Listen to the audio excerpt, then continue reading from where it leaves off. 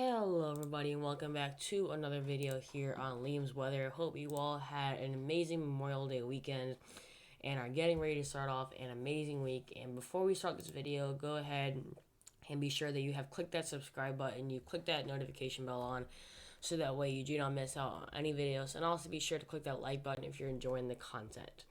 So let's go ahead and take a look at our SPC Outlook today, issued by the National Storm Prediction Center. We're still dealing with a slight risk of seeing some severe weather today across portions of southeastern New Mexico and then also across portions of southwestern Texas. Anywhere in that slight risk is where we have the greatest chance for severe weather today. And then as we go into that darker green, that's where we have the marginal risk. So this does include Texas and then also going back into the central and southeastern parts of New Mexico. And then also we have a couple of different areas across the United States. One of them is going to be in northern Wisconsin, and then also going down into parts of extreme southwestern Florida. But other than that, the threat should be relatively low today. I do want to mention that I'm kind of a little bit annoyed at the SPC outlook because whenever we have that slight to enhanced risk, we always get a lot of severe weather. So even though we're only seeing a slight risk today, I would almost categorize that as a little bit higher on the Richter scale, considering that whenever we do have a slight risk, we always do have a lot of severe weather, especially in the afternoon. So just go ahead and think about that whenever we're talking about that. Taking a look at our other risks, thankfully only about a 5% chance of seeing a tornado today, once again in that area of greatest risk for severe weather today, so thankfully not that high. A little bit lower on the Richter scale, really not any chance of wind damage today at all across the southeast. And then last but not least, hail, a little bit higher, but in that 5 to 15% chance, but other than that, still relatively low. So let's go ahead and take a look at our Futurecast on the GFS model. Still showing that we might have a slight chance of seeing some showers and thunderstorms today across northern Texas, getting back into Oklahoma and Kansas. Once again, we're seeing another area of high pressure building over the eastern United States, bringing in even more drier air and also some relatively warm air. Once again, we're still not seeing any rain across this general area, so just keeping that drought monitor in that exceptional range, which is not what we want to see, but unfortunately, we can't do anything about it.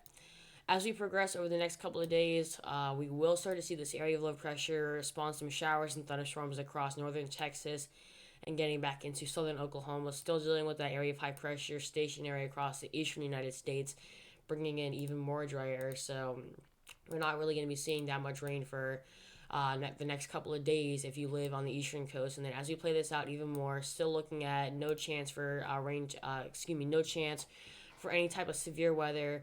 We are going to have a stationary front forming across this general area, bringing some scattered showers and thunderstorms extending all the way from New England all the way down back through the central United States, and then also going into the southern plains, but still not really looking at any risk for severe weather. And then as we play this out even more, getting to the start of June, then as the stationary front head towards the eastern United States, that will be the best chance of rain for the eastern coast, especially there in the southeast. And then look at this, we might actually have a slight chance of rain in this general area in the southwest. We have not really seen that much rain across this area. Once again, the drought monitor in this general area is in the exceptional range, which is what we never want to see. So hopefully with this big area of low pressure, we might be getting the chance for some scattered showers or maybe even thunderstorms. So let's go ahead and take a look at how much relative storm energy we have in the atmosphere that could potentially fuel up any type of storms. If you look mainly in this general area right there, just keep a look right there. And as you can see, we're really not going to be seeing that much storm energy. Maybe a little bit more as we head towards this afternoon. But other than that, there's really not going to be that much storm energy. And then as we play this out even more, you'll see that through the middle of the week, most of the relative storm energy is going to be well off the coast of Texas and Florida. So that will keep any chance we have of seeing any severe weather offshore. However, as we get into maybe around Wednesday, which is going to be the 2nd of June, we might be seeing a little bit more storm energy fueling up across southwestern parts of Texas, but we will get to that point when we do. But as of right now, the chance for severe weather today is generally low. Once again, here's today's SPC outlook, and then as we go into tomorrow, better chance for what's the best way to say this? Even a better not chance for seeing any severe weather. I know it's a really bad way to say that, but that's the best I got.